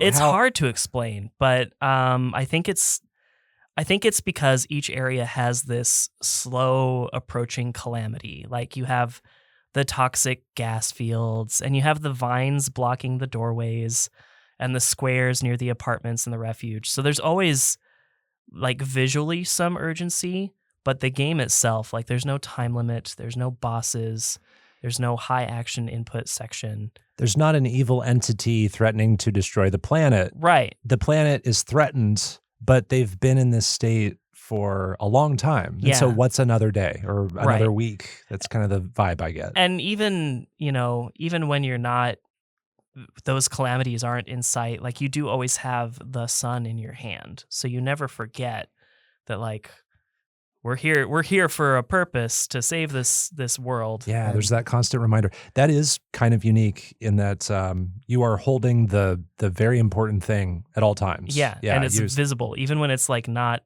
the active selected inventory. You're item. always holding it. Yeah. It is part of the visual identity of this game. I like the creative thought behind some of the item combinations. It sort of opens up my mind and sets the tone for how to think about things, and even helps me recognize some symbols that might be hints to other things later on. It's just a fun combinations in the inventory system. I very specifically love a singular ram in this game that's spinning around, and when you interact with it, it goes, brah, brah. Was there more to that? I don't think so. It was just a weird random ram. Yeah. I actually have a theory that there is something more there. There might be something more to it, and speaking of that, there's this little penguin that we find in the apartments, and that's actually a reference to Hello Penguin Team, which worked on a previous secret game in Underplayed, Vernal Edge. No way. Yeah. Whoa. So I did not expect to see that, but it was really nice. And you knew immediately because you had played Vernal Edge. Well, it took me a minute. I was like, that kind of looks like I've seen that before, because you can find that same penguin in Vernal Edge. Not the same. It looks a little bit different, but because of the art style, maybe. Yeah. It's got that little screwy, like very sharp triangle beak, and it's the same. Yeah. And then when I beat the game, there was part in the credits for Hello Penguin Team. Whoa. So that was a legit reference to that. We haven't had a good reference in a while. Yeah, the last in a one bit. I remember was like Jack Move. Jack Move. Yeah, I remember that. I'm sure there's been some that I'm forgetting. We but popped off for the Jack Move one. I But yeah, did, there yeah. have been other ones. Yeah. So just wanted to point that out there. I saw you. And I knew what the reference was. It does feel like a game where even though there's relatively simple things going on, it's easy to understand what you're seeing. There could be secrets in plain sight, Yeah. just or references to things. Yeah, you never know. Yeah. But I would say, apart from all that, I do have two very large overarching loves in OneShot, and those are the characters in the story. I think every single supporting character in OneShot has a level of vulnerability that allow us to connect with them. Even the robots that aren't, quote, tamed, and some of the non-supporting characters. I'm thinking of like that author in the library that's redacting their own works. Oh, Like yeah. that action and that small conversation we have with them, they have no impact on the story, but we learn so much about them in that moment. And I love them all. I'm invested in everyone. And then when something happens and we need to meet everyone a second time, the stakes of the world are way higher. And so when one of those characters seems lost to me, or I can no longer see them, or I can't go back and help them anymore, I'm genuinely upset that I can't go back and help this person because they're trapped or something. Not to give away too much about how the game ends up. Sure. But, Yeah. and then the story is just, it's supported by all that. It explores themes that I've seen a bunch of times at this point. So usually I can see what the writer is planning a mile away, but the dialogue in a few pivotal moments of choice really like subverted my expectations in a surprising way and had me reconsidering what I thought was a sure choice. Like when they explain to me the actual stakes and they subvert my expectations of what the consequences are, I reconsider. And yeah, I wasn't expecting that. It wasn't as shallow as I thought the game was going to be. As for dislikes, I really don't have too many. Like I said at the top, the whole thing is greater than the sum of its parts. But I would say that getting started was actually a bit of a struggle. I don't really get a good grasp of what to do in the first two rooms. Like I had to in the house? Yeah, I had to look these up, honestly. And then when I played through it again, I even had to look up the very first puzzle again. So I didn't really grasp what was going on in the first few moments. And since I wasn't actually looking forward to playing OneShot that much, that ended up being a bit of a rough start for me. You were playing Cris Tales. Yeah. You were playing Cris Tales. I turned it on. I was like, I don't really want to play this that bad. And then when I couldn't figure out the first puzzle, I was like, oh God, this is what we're going to be dealing with. Yeah, but I don't know. It gets better. Yeah, it does get better. And, once you understand like some of the things that it's asking from you in those first two rooms, like you start to formulate what you need to do. Some of the meta elements weren't necessarily fun for me to figure out. I can tell from some Steam posts that it's probably more exciting on an actual PC, but regardless, some of them really didn't work for me in this. Small complaint, but a few too many things are missable as far as collectibles. Yeah. Collectibles are not the point of the game at all, but if you miss something, it's really kind of permanently gone. Yeah. You're losing a lot of time if you need to go back through to do like trophy cleanup, or if you want to just see everything in the game. Yep, and I had to do that, and I even messed up a second time, so I have to go through it a third time. You are going to go through again? Yeah. Yeah. Once you know what you're doing, it's pretty quick. Like you can get through it pretty fast. Yeah, it's like not that long of a game all told. And I think How Long to Beat only has this at several hours. Yeah. I'd say it took me like 5 or 6 hours to get credits. And a lot of that was exploring the first time. Exactly. Now that I know exactly where I need to maybe go. a few hours or an hour. Yeah. I think I did it in 2. But when I was streaming this, I only streamed it for like the 3 or 4 hours. I didn't finish it on stream. I decided to finish this game off stream because I was feeling like stream wasn't the place for this game. Yeah.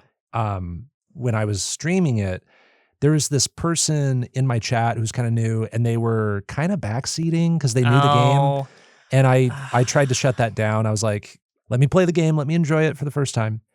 But there was then a moment where I was reading chat as I was moving Nico out of a room. And apparently while I was moving Nico, I was kind of multitasking. Sometimes I do that when I'm streaming. As I'm moving Nico toward the exit of this room, one of the character bios was above the exit of the room. It's the Okay. Vine Girl, if you Yeah. know who I'm talking about. Uh-huh. Vine Girl's bio isn't next to Vine Girl. It's like over the door that's on the other side of the room for some reason. And I just missed that bio. And then like moments later, the guy was like, oh, you missed a bio, by the way. But I was at the point of no return after when you get to the refuge. So I was like, whatever. Oh. I bet I missed tons of things anyway. So if I wanted that, I'd have to replay the game not only for that bio, but for a ton of other things. And I turned out to be right. There are a lot of things that I missed in the Glen and in the Barrens. Yeah. I didn't miss a ton, but I did miss one like key thing, and you don't get it until like the end of the game. So that sucks. And I think just having a chapter select after reaching the final conclusion would help. There is very little in this game that is not required from section to section. So it's not like if you went to a chapter select and you needed to go to the Glen. Yeah.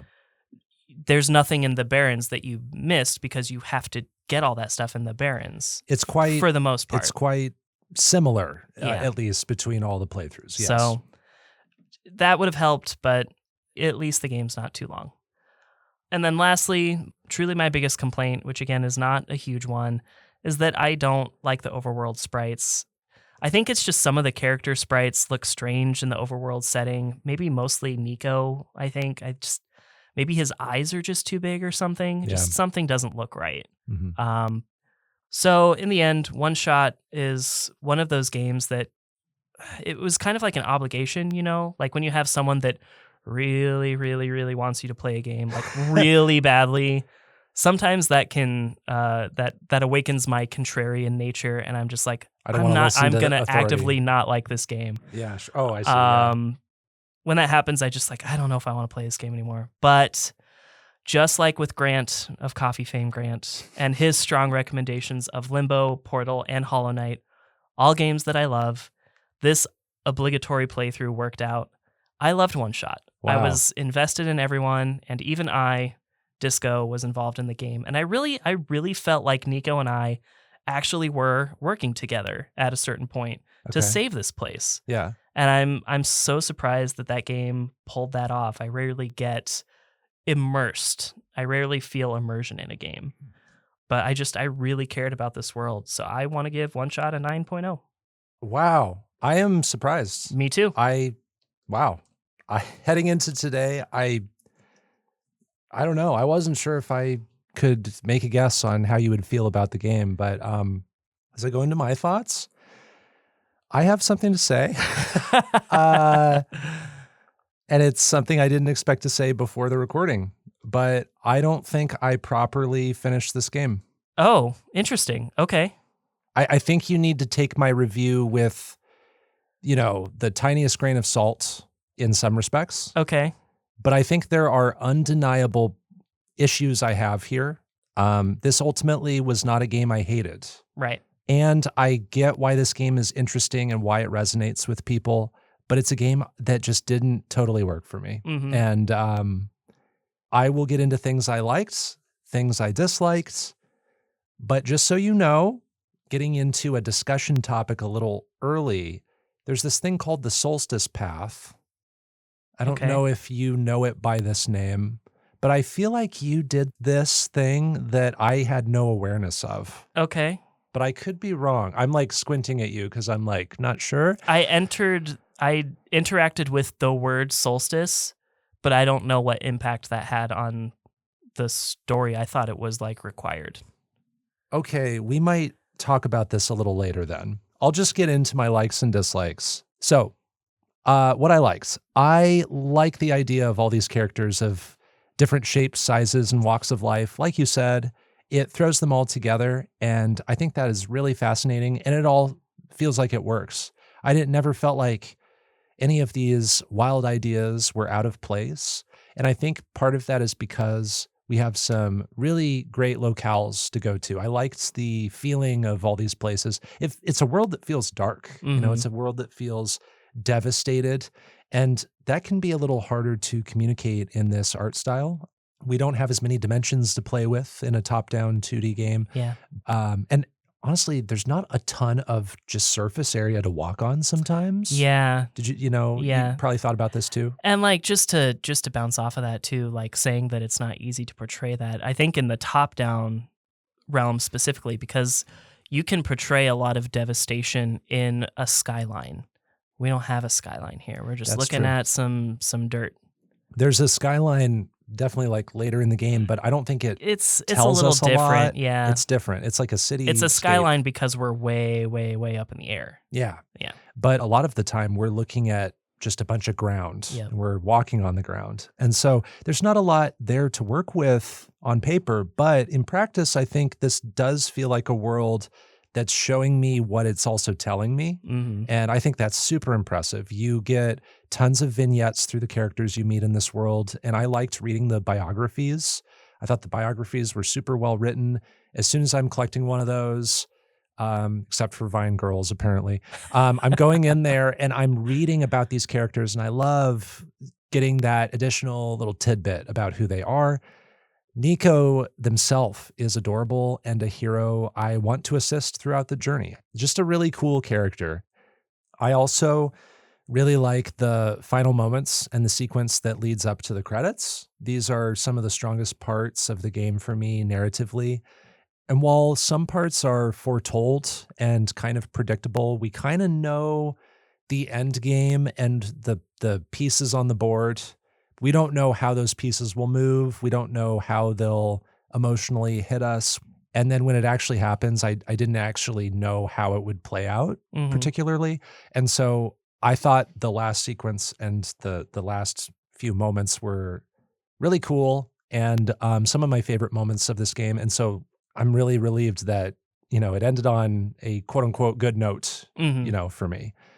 Now, when I get to things that I didn't like so much, I kind of disliked things that you liked. Interesting. Okay. At virtually no point did I feel a sense of meaningful purpose in what I was doing. Interesting. And I feel like this game places you into the role of a god, but I feel more like an audience member on the other side of a broken fourth wall. I don't feel this gravity to my role. Nico asks about us. There are some touching interactions, but I didn't feel emotionally attached to much of it. And I really wish I did. There's something about this game that I can't connect with. And I'm not sure I'm entirely sure why. But the dialogue is also kind of lacking something for me to really draw me in. You do talk to a wide variety of people, and that's cool. But you start in a barren wasteland, which is filled with darkness and robots, and the ensuing dialogue feels largely cold and impersonal. And sometimes it's because we're talking to a bunch of robots, and that's not always my favorite thing to do because they don't have that much personality. Right. So maybe it's just that it's lacking flavor or something that makes me not connect with it. And then I thought the puzzle solving wasn't very clever or harmonious with the world. And what I mean by this is a lot of the puzzles feel like I'm doing these scavenger hunts, but they're scavenger hunts invented by my 7-year-old cousin. We're at a family gathering and they're like, we should make a button for an elevator. Go use tape and a bunch of items and combine them together to make a button for an elevator. It's like, I just end up asking myself, like, why am I doing this? Why is this the puzzle? It feels like anything could be the puzzle. And it just so happens that it's making a button for an elevator. See, I think I like that because logically, just making a button out of some crap shouldn't work. Yeah. But it does, and you got to combine stuff from a coffee can with fridge magnets, and it's silly and it shouldn't work, but in this world it did. You get to do things, you get to use imagination. Yeah. I do commend the game for that. I did actually like looking at my inventory, and I tried to think of smart ways to combine items. And there were a few times where I thought, oh, what if I combine this with this? That would make sense. And that was the answer. And that was really rewarding. But the actual activities we're doing, like I'm controlling the Messiah of this world. I am acknowledged as the Messiah, but I can't go to the refuge because I need to sign a guest book and I don't have a pen. Like, to me, that's not narratively interesting. It's not, it feels sort of belittling and silly and like sort of a mismatch with the dark world that's going on. So that's why I don't really jive with the puzzles in this game. This game reminds me of a Flash game I used to play in my browser when I was a kid. It was a Cartoon Network Flash game called Summer Resort. Did you ever play any like Flash games like this? I wish I could have, but I couldn't. So Summer Resort, this was where you played as a bunch of different Cartoon Network characters. It was very like a very rudimentary Flash game where you're walking around a summer resort and you're just doing the scavenger hunt, finding items, key items to unlock doors and make progress. And a lot of it, in hindsight, doesn't make a lot of sense. And that this game kind of feels like a slightly more advanced version of that to me. There's an old Bionicle game that was online that was, as far as I could play it, seemed pretty similar, but also I couldn't play it for very long. It's an idea that I think was explored a long time ago and that I had fun with, but it was when I was a kid, and I just don't have as much fun with it now. I also think the computer interface and the experience of using it is a mixed bag. It's a great concept. It's presented really clearly. I love the wallpapers. I love the themes. I love reading the character biographies, but I didn't enjoy using the cursor on the gamepad. I didn't enjoy managing the windows. I didn't like when I used the windowed mode of the OneShot application, that it was so small. I wish I could resize things. There are things that I wish I could do. And then there are parts of the sound design that were off-putting to me, unfortunately. I get that. There are some shrill sound effects in this game. There are. And you listen to them hundreds of times. When you combine items, there's a really like shrill piano sound. It's like very plinky. Yeah, you know exactly what I'm talking about. And so I don't always love listening to this game, unfortunately. So overall, the world of OneShot is nothing without its characters. I just didn't always find myself compelled by this world. The puzzles can feel like aimless errands to me. I think the game ends quite strong, but I'm not entirely sure I properly saw everything that's going on in this game. And that kind of breaks my heart because I feel like the game also didn't communicate how to see the rest of it to me. And so maybe we can talk about that in a moment. Okay. So I am going to give this game a 5 out of 10. Ooh. I still rolled credits on it. So I thought I finished it, but I feel like I didn't. I rolled credits 2 different times. Yeah, I only rolled it once. So if you don't mind, I'd like to go to the ending sequence. Okay. And talk about that a little earlier than we planned. There is a note that appears in the documents folder, apparently. And that's the one you clicked on? Maybe. I don't remember the order of operations here. You got credits, though. You made a choice at the end of the game. Yep. We're not saying what it is yet, or at all, maybe. And when I got to that part, I rolled credits, and then I was able to close OneShot, the game within the computer interface. And then I'm staring at the screen, and I just think the game's done, and I closed it. And that's all I did. Yeah. Is that valid? I don't know. I feel like the game taught me to explore people and interactions multiple times until you can see everything. And that includes opening OneShot after you're done. Because something that they tell you in the ending sort of suggests that there's kind of an after. Yeah. To a degree. So then I opened OneShot again. I did do that. Yep. And it seemed like it was just restarting the game to me. I didn't there might have been like a new cutscene at the beginning. And I think Nico acknowledged that they were in a familiar place or something. Okay. But I was like, I got credits and I don't want to replay this game. And I think that's all that's going on here. So I closed the game. Yeah. I didn't know that apparently there's a note that appears in documents that allows you to restart the game and pursue an alternate ending. Yeah. What? I didn't trust that the game was done. So you replayed the entire game? It's It's shortened. It's abbreviated. It is. Okay. Yes. That makes sense, but nothing in the house, not going into the documents folder because I wasn't trained to go there, in my opinion. Nothing told me that that's heavily where the game was going. And maybe I just wasn't perceptive enough or something. And I put a lot of this on me for not being curious enough, but I just got the sense that it's asking me to replay the game. It's giving me an avenue to replay the game if I wish. And it's sort of lightly playing with the narrative in that way. I did not know that there was this alternate ending. I wish it was more obvious. And I'm kind of upset. I hope that you play it because that's Damn. some of the strongest part of the whole experience for Seriously. me. Yeah. So if you had not gotten credits twice, let's say you stopped where I stopped. Yeah. How would your feelings about the game change? I don't think they would be quite on the same level as you, but it would have been a much more stale overall experience. Oh, my God. This has never happened before. I think this is fascinating, foremost, but I'm kind of disappointed, like partly in myself and partly in the game. Yeah. Is that fair in your opinion? I mean, I guess so. I feel like I could have expected it. Some of the strongest moments in the original game for me, let's call it the original game. Before sure. you run credits Or first run or something. Yeah. So like, I'm going to use the very first that person, for example, Silver, the android in the first zone. Something different happens. We talk to her and we get our Amber, right? But then if I go back and talk to her again, we get an extra moment with her. And it's better than any moment that we had experienced up to that point because it's this heartfelt conversation between the two of them.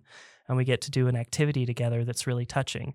Okay. And you kind of get that with a lot of characters throughout the game if you choose to explore all possible dialogue options. Okay. I'll try to go back and do that, but here's my thing. Going back through, I get how that could enrich the experience, give us something new, make us feel a different way, etc. But at the end of the day, that doesn't change the fact that I experienced what I experienced. Mm-hmm. That doesn't change the fact that I felt the way I felt about the first run.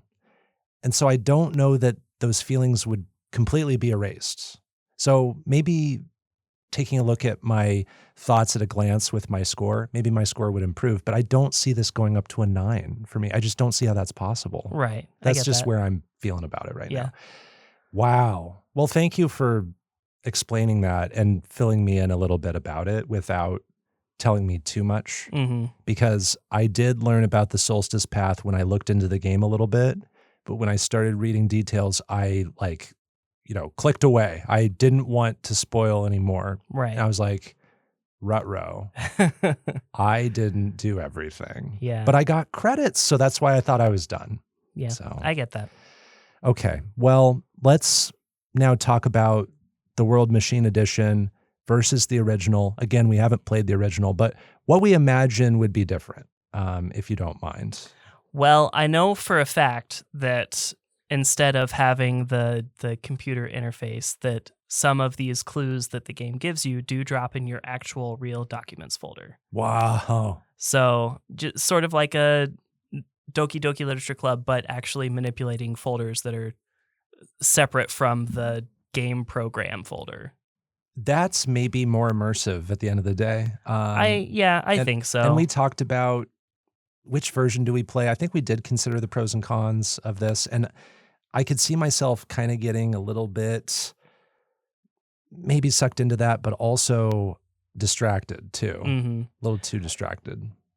I think like some of the Steam questions I saw, I would not have thought to look in the documents folder for something. I would have been looking at all of the subfolders in the OneShot, program folder for stuff. Because that's kind of, Doki Doki Literature Club was pretty disciplined in that sense. I'm sure there's other games that have done this. I'm thinking of Inscription. There's a part where this might also have like a console version versus PC version thing. Right. I played the console version, but within the console version, it actually makes a nice balance of like intricate folder structure, but also manageable folder structure where you can easily explore everything, but it's not your actual computer where you potentially have many thousands of files and a lot of scrolling to do. Right. So I appreciated that. And I don't know, I think maybe this game would work better for me just in the World Machine Edition. Yeah. I think just overall, any of these games that do folder manipulation, file manipulation, ask you to search for stuff, which at this point I am kind of over, I don't. Do you think the well's been mined? I don't think properly? the well's been mined, but it's just like Or tapped? there are like 3 games that have done it and they were all like huge hits. And so like it's not a surprising thing It's anymore. not a novel thing. It's not the discovery of a new land. So I'm totally I'm kind of over it now, but anytime a game does that, it's always going to be better on a PC versus shoehorning it into a console edition. Again, I love the PC interface in this game. I think it is presented really clearly. I have no question about where things are. And it even gives you a nice tutorial at the beginning. It tells you how to delete files. Yeah. And I didn't mess around with deleting files and things like that. Did you get wild in the computer UI? I wouldn't say I got wild. I explored everything, and then I did eventually delete one file because it's kind of asked of you if you progress beyond where you progressed. Okay. But beyond that, I didn't try to delete like the help folder or something. Yeah, I was afraid. Like, can I do something irreversible Yeah. in this game? Like, Once I get all my trophies, I might experiment a little bit. 'Cause that would be fun. It'd be easy to get back to having a completed save file. And that feels like the kind of thing where there might not be every answer for every possibility online. You might just have to play around yourself to figure it out. Right. I have, because I explored that additional content, I have very memorable characters and moments. But let's go with you first. Like, what are some of your more memorable characters? Definitely the Vine girl. Yeah. Who wants to be with the sun. So there's this heartbreaking moment that forces you to be without the sun. And I had no problems with that, with the idea of that. And I found myself checking back in with her several times. Mm-hmm. Sometimes it was just a curiosity. Sometimes it was there was some trepidation because I wasn't necessarily ready to see where she was at. And I thought that was one of the most emotionally impactful moments for me. Yeah, I have an anecdote about that. I happened to catch someone streaming OneShot at one point, and that was the part they were at. And they left the sun, and I was like, should we do that?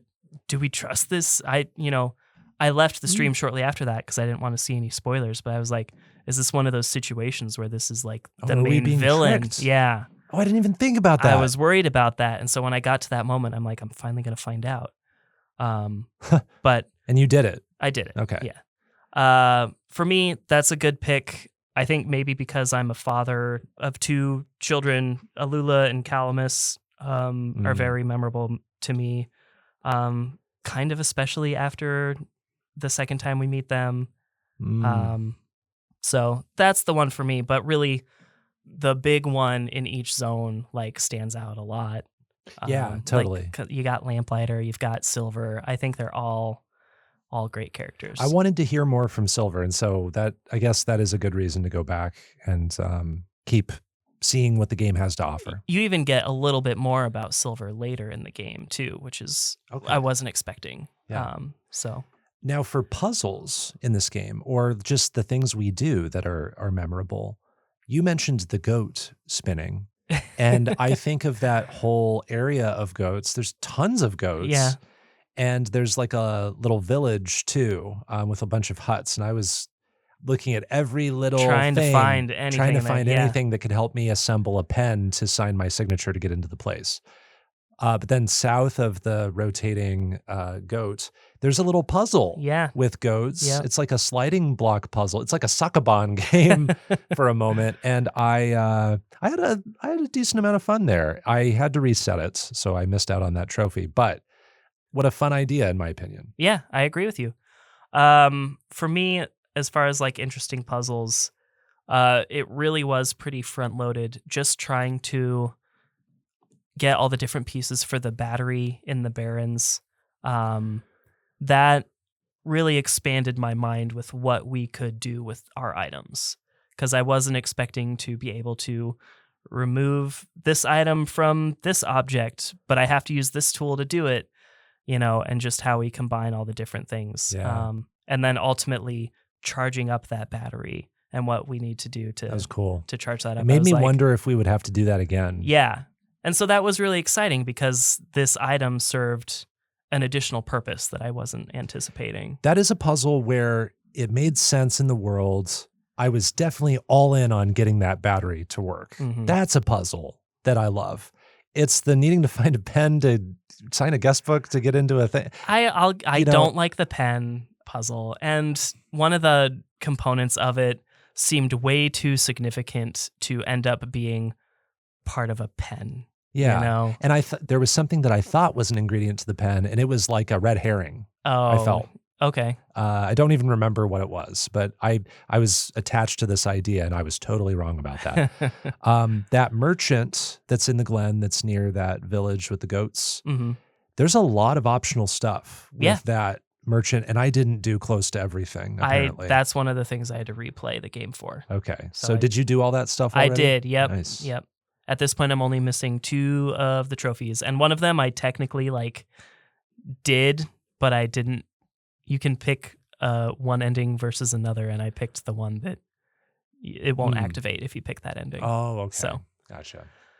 Yeah, reading a quick list on that merchant, it opened my eyes to how much is hiding in the game still that I thought I found everything. And like we said before about references to things, there are secrets. There are little combinations of things you can do. There's a door I couldn't figure out how to open in the refuge. Mm-hmm. I think you need something from that merchant Okay. to open it. So you haven't opened this door, I presume? I don't know. Maybe. It's a door with a symbol on it. That's all I'll say. It's this crack in a wall, and you can tell it's a door shape, but you can't open it. Oh, I know what you're talking about. I With- did open that door. Okay. Yeah. Got it. Yeah, I didn't open it yet, so I don't know what's in there. Yeah. Don't get it's not worth it. Okay, it's more of like I mean, a little I think there might fun be moment. a collectible in there, but it is, mostly it's inconsequential. I was relieved when I was in the refuge trying to plant that seed Mm-hmm.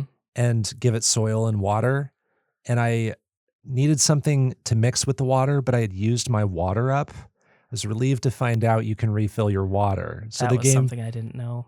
Oh, you didn't know that? Okay, No. so I found a sink, and I was like, "Oh, what if the sink lets us fill it up?" And it does. Yeah. So the game does look out for your ass sometimes. Sometimes, but you just have to know how to get there. Yeah. Any other moments or puzzles that you came away thinking, "Wow, that was interesting"? Not so much puzzles, but there were tons of moments that I really loved, and I hope you get to see some of them. Okay, so a lot of them are still unseen. Yeah. Dude, I feel like I have to apologize. I should have been more curious. I didn't know to look in that spot, Mhm. and I wish I had. So, yeah. But I'll be sure to go back and finish that up. And maybe I'll do a follow-up on the show. I'll maybe at the top of one of our upcoming episodes. This might be your Outer Wilds. To this day, I would change the heck out of my Outer Wilds score because I played more and more of that, and just it totally changed my whole world on it. And maybe it won't. Maybe it won't be your Outer Wilds. But I'm sitting here embarrassed and frustrated, confused, questioning myself, questioning my decisions. So just know that, listener, if you're yelling at me through whatever device you're listening to this with, I'm sorry. You got it covered. I'm doing it myself. You're screaming at me? No, you're screaming at yourself. Oh, got it. Got it. Yes. Okay. So that's really all I have to share about the game, I think. Gosh, I know there are other moments with other characters that we could just keep talking about, but I think we'll end it there. Any parting words? It's always nice when there's a game that I'm not looking forward to playing, and then I play it, and I'm just like, wow, sometimes I'm kind of glad that I was just like being so grumpy about it, because then my expectations are lower, and I love it that much more. Both of today's games, fit the bill. They're both now on my top 100 indie games. I got, let's see, Cris Tales at 50, Ooh. and OneShot World Machine Edition at 32, which also puts OneShot in my top 100 games of all time Nice. at Wow. 75. Oh, wow. Okay. And Fruitbus is in my top 100 indie games list now. And again, I think we should do a look back at our top 100 indie games list at the end of the season and just call out which games from this season ended up making it. It is at 73 in my top 100 indie games list. Cool. I do already have some games from this season that made the list and already were knocked off. So Same. Yeah. I forget which I'm ones. trying to keep them on the like tail end. Yeah, so I that think know. Katana Zero was that way for me. I think it Mhm. is either really close or it did get knocked off. Well, we will call it there. That is our review of OneShot World Machine Edition. You can play it on PC, Switch, PlayStation 4, and Xbox One. DiscoCola rated it a 9. I rated it a 5. That's the end of this episode of Underplayed. You can find more of our episodes at kzum.org/underplayed and on common podcast platforms like Spotify or Apple Podcasts. Our music was composed by Jack Rodenberg. Our art comes from Oni Mochi. Check out our show notes where you can find and follow us across social media. Underplayed is at places like Bluesky, Instagram, and Threads. You can find me in those places too. And I stream on Twitch. And I am in all those places as well. And you can find Underplayed on Twitch, where we premiere our episodes early on Monday night. And you can also catch us playing our co-op game when we finally get around to doing that. Hackers. Next time, we'll have 2 more secret games to review, a developer interview with Oscar Losada Suarez from Triband, and our featured game will be Untitled Goose Game, a puzzle stealth adventure game developed by House. Until then, everyone, keep on playing.